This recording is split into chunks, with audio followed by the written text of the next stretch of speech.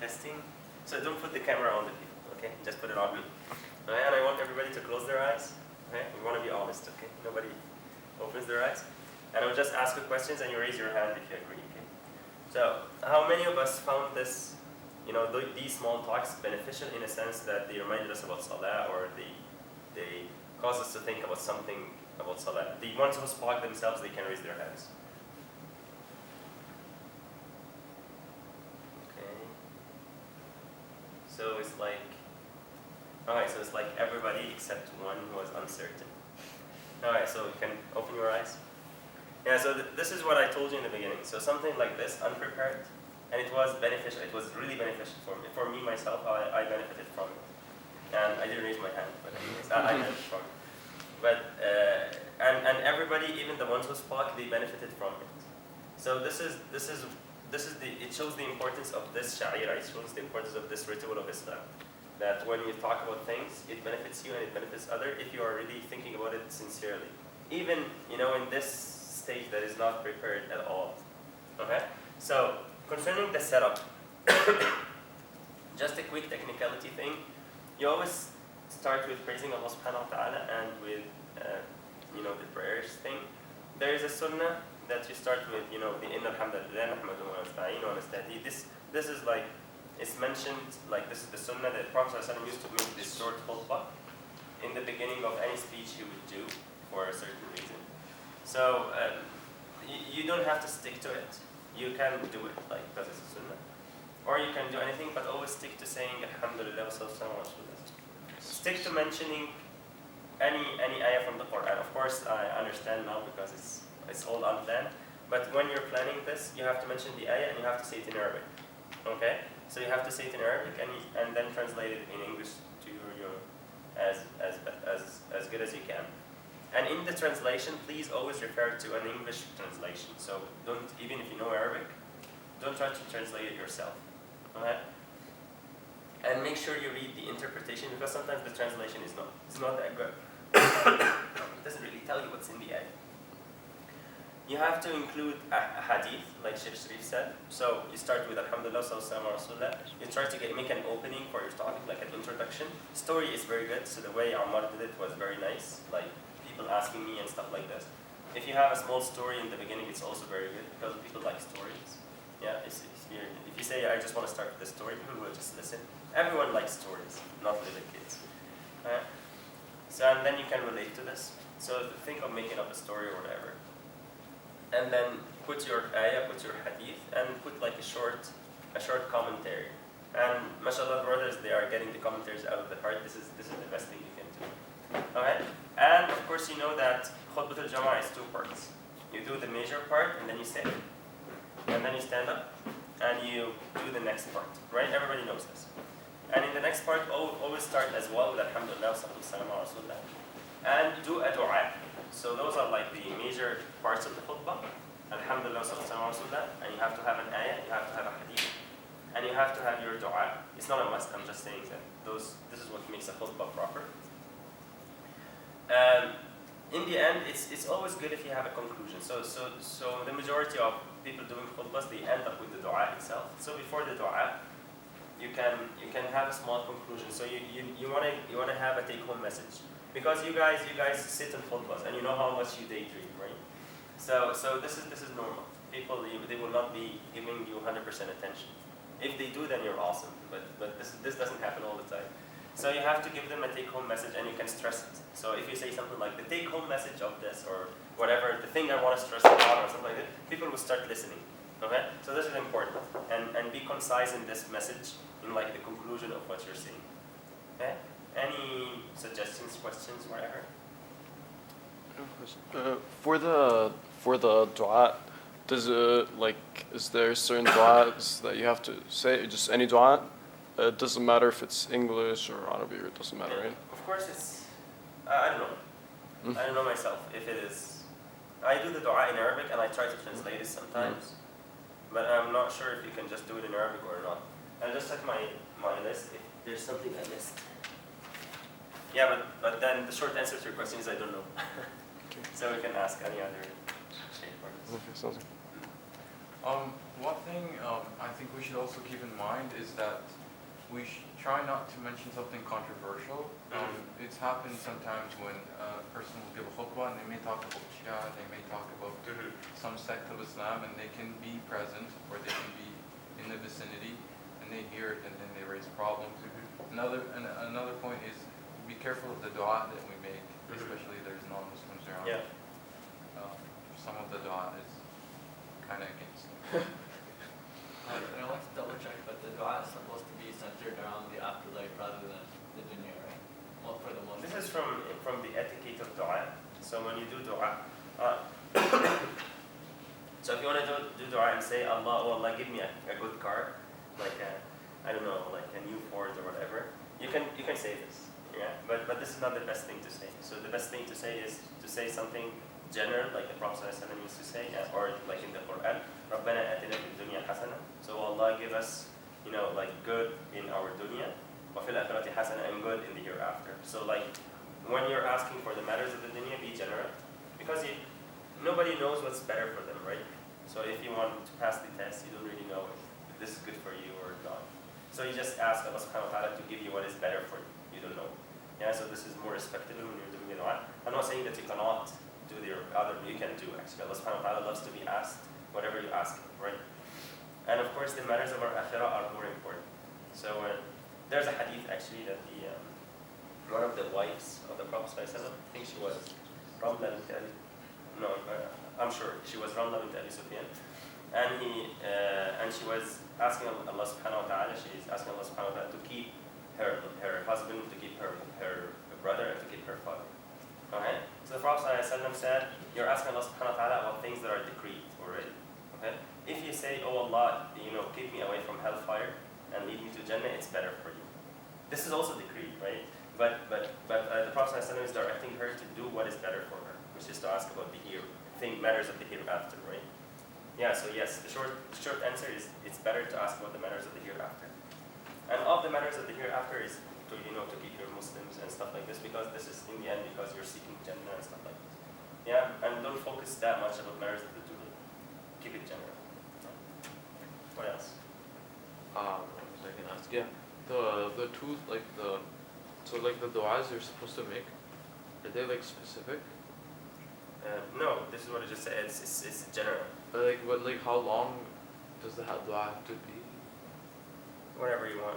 What if there is no du'a? Like at the end. And just say Subhanallah, Alhamdulillah, Subhanallah, Alhamdulillah. Something to end up with that is good. Yeah. So you can just end it with that.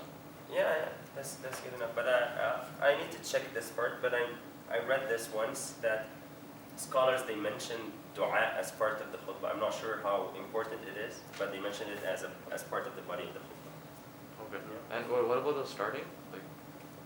The starting, generally the Prophet ﷺ used to start with praising Allah subhanahu wa ta'ala and making the peace and blessings upon the Prophet ﷺ. This is sunnah in any speech actually. So when you're starting to sit with your brothers and you want to talk to them, you can say this Alhamdulillah sallallahu alaihi wasallam before starting.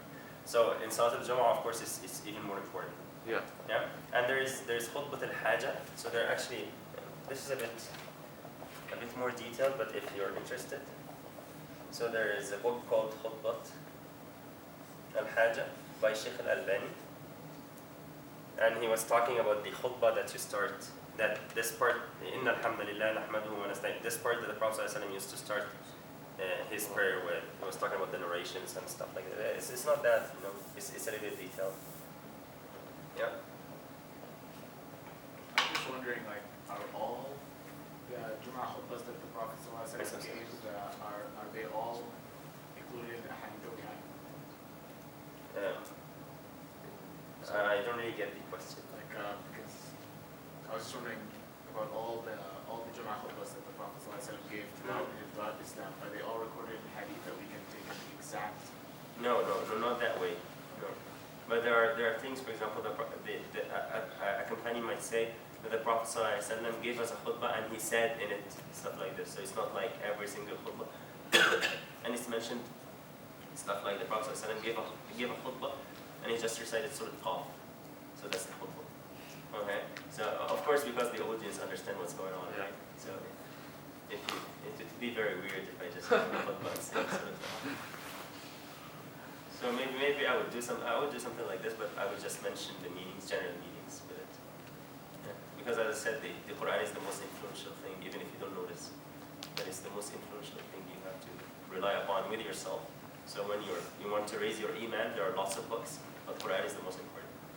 You want to preach to people, there's lots of technicalities and stuff, but Quran is the most important. Yeah. Any more questions? Inshallah, just one last question. I don't know for brothers here, but is there one aspect of the khutbah that is like rakn in giving the khutbah? Or as you were saying earlier, there's no specific format for giving a khutbah. You just... I'm not sure. I have to check this. I can take some. Rukn in the one who is giving the khutbah or rukn in the khutbah itself? Yeah, the one who's giving the khutbah, like if you don't something... do it, like the khutbah is invalid or something like this. I think he is meaning, is there a specific requirement in the one who is giving the khutbah? No, in the khutbah itself. Okay. In the khutbah itself. Yeah. Yeah. So the only thing I know is that khutbah al-Jumu'ah has to be 2 parts. But I don't know if there is any other, major thing that has to be there. From what I heard, it was quite a while ago, so forgive me if there's any mistakes. I heard that you have to praise Allah at least once in your khutbah. Yeah, that's what I mentioned, but I'm not sure if you don't do this, is it invalid or not? That's what I don't know. That's what I mean. Because I had a Khatib training program 3 years ago with Sheikh Zakaria, and he mentioned that it is without it, it's invalid. You have to praise Allah, you have to praise the Prophet Muhammad. You have to take the small break, even if it's a second. Yeah. And then there was a couple more parts. Yeah, we can check this inshallah. Somebody wrote the notes and they posted it up on a Facebook group. So if anyone wants access to it, just talk. Yeah. We can check those technical points inshallah. What about the Khatib? Like, is there any? What does is there any specific requirement in the Khatib itself, other than? Yeah, there's the general requirements, like he has to be a Muslim. But if you're talking about it in like he has to be like a pious person or stuff like this, this touches upon the question of the brother. So nobody. If I never stood in a khutbah and I thought I'm good enough to give the khutbah, it never happens. Okay, so it's like the poet says, وَلَوْ لَمْ يَعْرِفْ بِالنَّاسِ مَنْ هُوَ مُذْنِبٌ فَمَنْ يَعْرِفُ الْعَاصِينَ بَعْدَ مُحَمَّدٍ. So if nobody preaches people except the one who's sinless, then who would preach people after Muhammad? So it's this can never happen, right? But at least you try your best. Yes, sir. Can the guy that makes khutbah be the imam of the prayer as well, or does that? Yeah, that's usually the case. Yeah. So the one who gives the khutbah is the one who leads the prayer. It doesn't have to be the case, right? Sorry. It doesn't have to be the case, right? No. As far as I know, it's not a must. Any more additions? No? Yeah, so feel free to... I'm not knowledgeable enough, but if you need any help, I can help as much as I can, so you can take my email. And you can take my cell phone if you want, remember? And we can share things. Yeah. And by the way, to stress upon the thing that Sheikh Sharif mentioned, it's always good to say I don't know. So because you'll be asked questions, when I started giving khutbahs, and then I'll find people asking questions, and they're asking about serious issues like marriage and stuff. And then the first thing is, I don't know. Okay? So just keep it down. You're just trying to do a certain job, and don't take yourself beyond where you are. Okay? Even if people start trusting you and stuff like that, if you don't know, you just don't know, and that's absolutely okay. Alright? So this is my email. What about what if someone asks you if something is haram, and you know that it's haram, but If you know, then tell them. But you're not a sheikh, though. Do you have that authority to give, to tell them it's wrong? Yeah, but I mean, if something you know and you're 100% sure it's haram, then you tell them. But if you know that there is different opinions or stuff like this, or at least tell them where you got this from. Alright? So there are things, I can mention some, there are things that are debatable, but I'm sure of my opinion, for example. And if someone asks me, I have studied this matter very well, and I can tell them. Okay, even if they start, asking what other sheikhs they say it's okay, I tell them I know what they're saying it's so and so, and I don't believe it's okay because of so and so. If you have this, broad knowledge, even if it is a certain point, then you can share it. But if not, then please don't get there. Yeah. And actually, Imam Nawawi in his commentary on Sahih Muslim, he mentions that general people like us, they shouldn't actually be talking about things that are, technical stuff, technical points. These are only for scholars and students of knowledge. Yeah. They should talk about the general issues only. Yeah. Okay.